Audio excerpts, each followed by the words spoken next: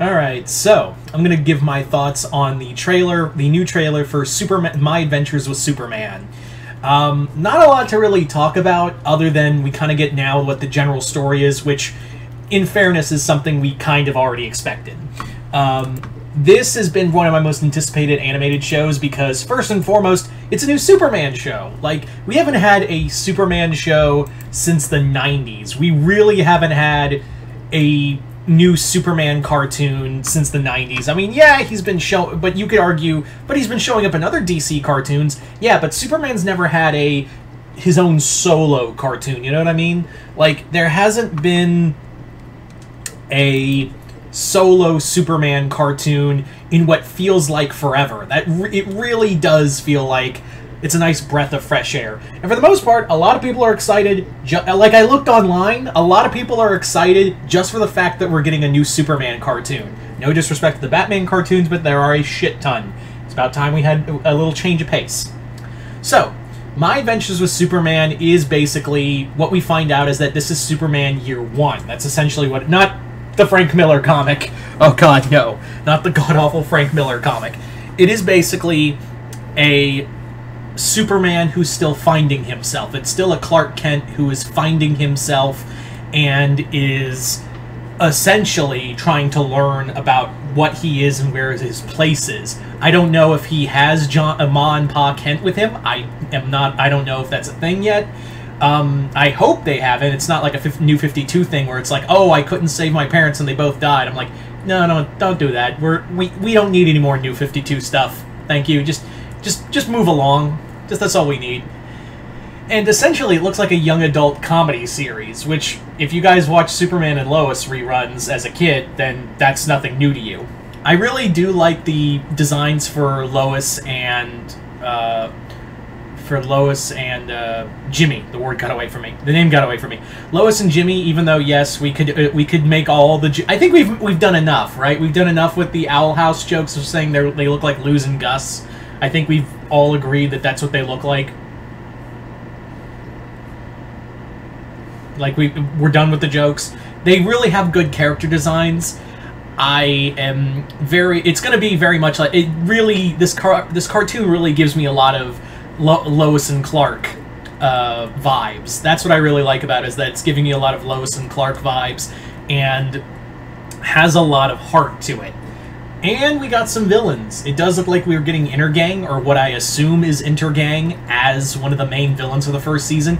And it does look like, and I could be wrong, it does look like that was a more like tech version of Silver Banshee. That's what it looked like.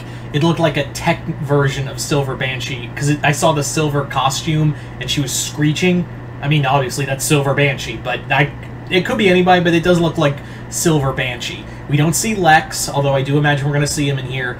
I didn't see any other major villains, but I don't expect villains like Darkseid to show up, at least in this season. If this show gets more seasons, then maybe we'll get more of Apocalypse, I would imagine.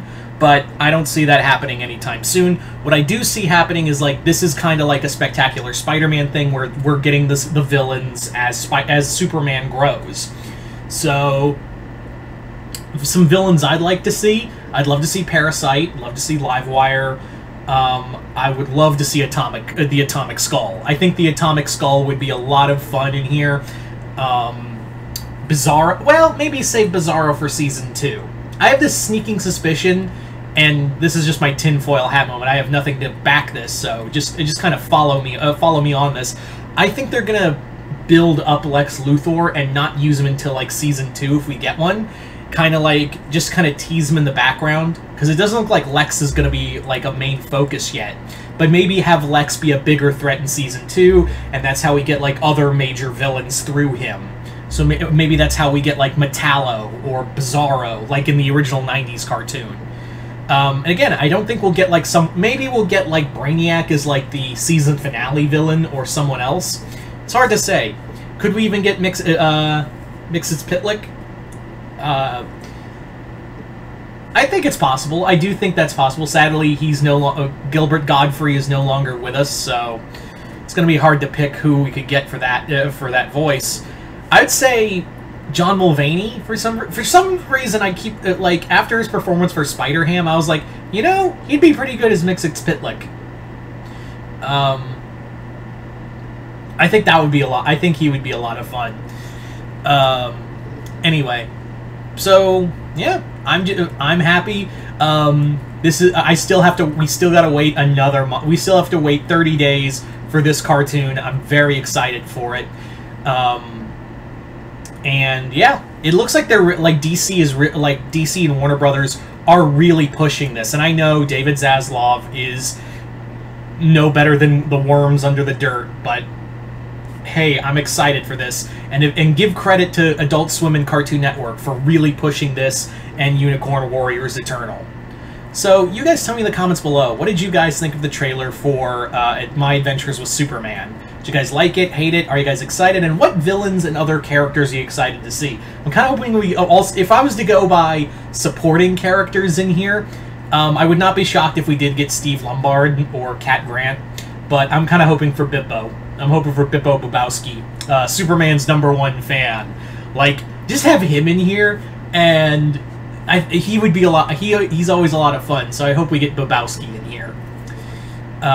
Anyway, so once again, hope you all enjoyed this. I'm Mr. Multiverse. I'll see you next time in Multiverse.